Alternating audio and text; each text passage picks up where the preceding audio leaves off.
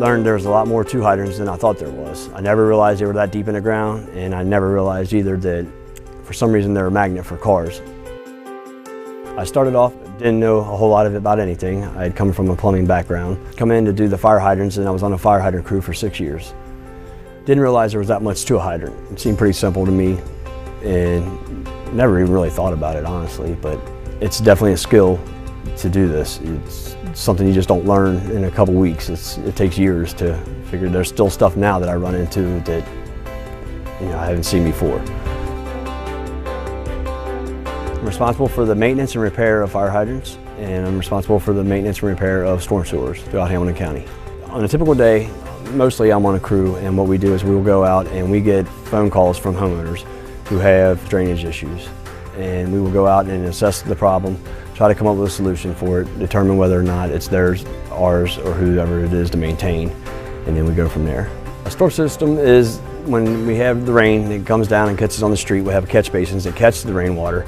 They'll take them down through either a creek or to a river. After each rain, we go out and we check. There's 11 sites that we have to check. And after these 11 sites, we'll get there and they could be blocked with debris such as tree limbs. People can throw stuff out like cans and all that stuff, and it will clog our storm systems up, and then it causes a blockage, which causes backups. What I love about my job is I get to come in here, and there's three-man crews that we get to go out with, and we'll come together, try to figure out what's going on for the county for the day, and try to figure out the best solutions to any kind of problems that's going on.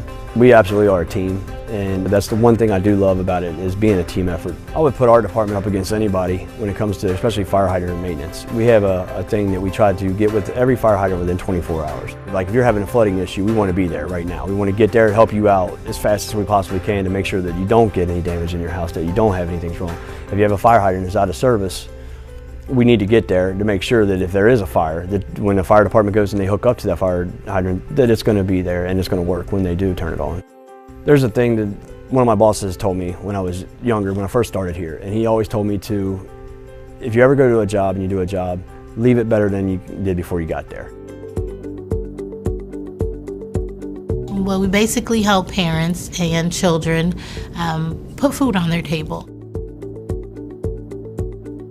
We're basically evaluating and determining if households are eligible for food assistance as well as the medical assistance for those that were not able to get medical in the past. The first thing we look at is how much they're receiving in the household, which would be their income.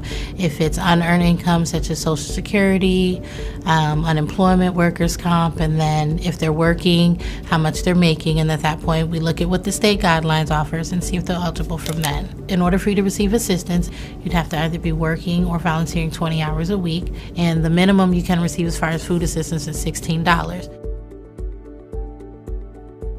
The biggest misconception that we have here is that nobody works and everybody receives assistance for free. However, that's not the case. Most people, the majority of the people that I've done interviews with, they are working. Problem is they just need help purchasing the things that they need. We do help them as far as finding employment, or we do ask them to look for employment before they decide to apply. I definitely feel there's a satisfaction as far as when consumers feel as though they don't no longer need Job and Family Services, because it just shows that they were doing what they had to do. A lot of people appreciate it, they really do, and you hear that at the end of your interviews and the excitement about it, and the people that actually appreciate the most are the ones that are receiving the $16.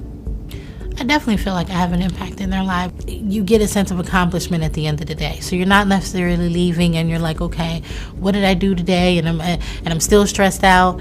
Me personally, it feels good. It feels good leaving here because I know that I've helped and I've done as much as I could. There's many aliases for our Juvenile Court Youth Center. It's called 2020 because we are at 2020 Auburn Avenue. Our mission is to provide for the safety, security, and welfare of the kids while they're here and staff. Maximum security means our residents are always within sight and sound supervision of our juvenile corrections officers. We monitor them very closely.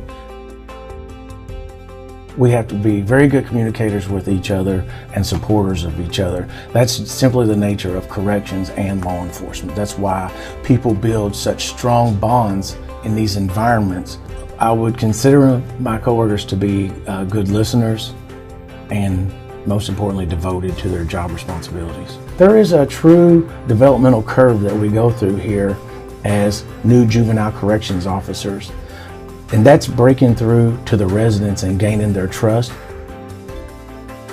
Our kids here have not been determined innocent or guilty. We're dealing with people here, not products. You hear their life stories, you hear the tragedies, and they share those things with you.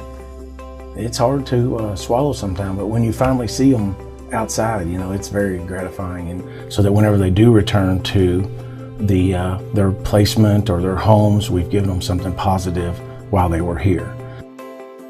My primary job responsibilities are to provide support to my deputy superintendents, the line staff in housing and operations, and also the residents in housing. I monitor procedural compliance and practice. I initiate and quality control any investigations that may occur.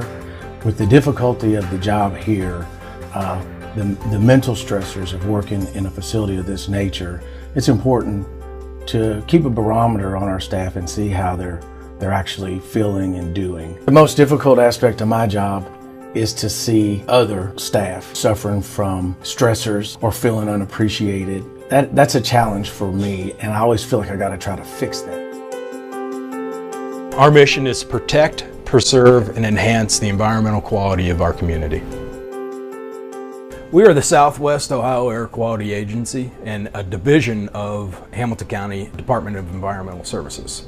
We have monitoring sites throughout Southwest Ohio. Some of our sites are on our roof, like here at our office. We also have sites at firehouses and schools, and we have sites around sources as well. We draw in ambient air and analyze that data based on the pollutants like ozone, particulate matter, carbon monoxide, sulfur dioxide. We also monitor things like pollen and mold. When those data points are what we consider high, we let the public know that there may be some sort of health effects based on those pollutants. I manage a group of folks that do special air monitoring projects, also manage their schedules and schedules of calibrations and maintenance as well. Operators manage the sites. They see odd data or odd test values from their instruments. They'll report that to me, and I'll go out and do calibrations or maintenance.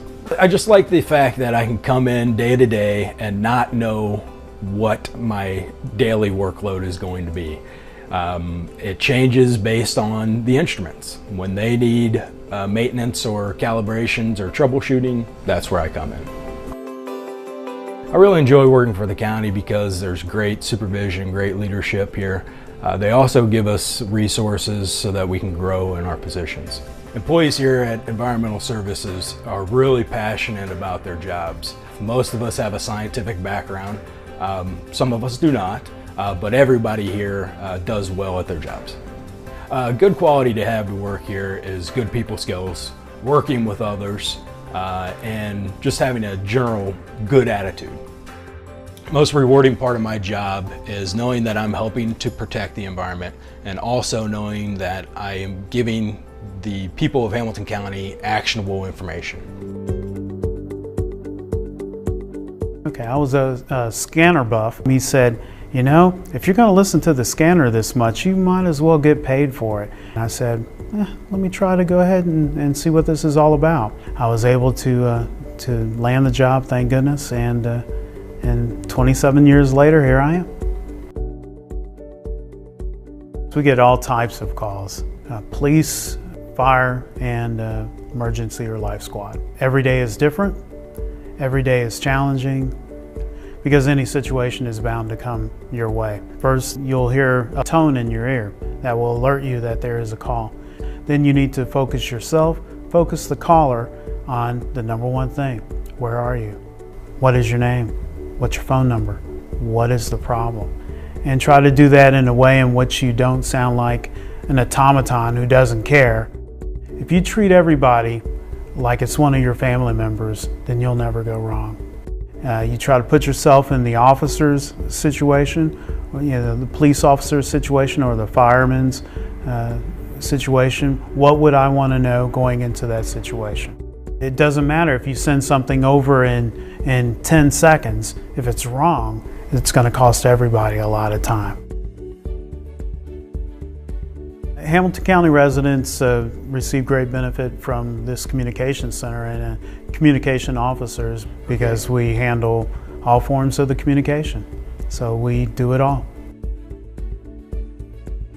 The officers out there and the firemen out there, they're really my heroes. And that's another reason why I do what I do too, because I've always looked up to them.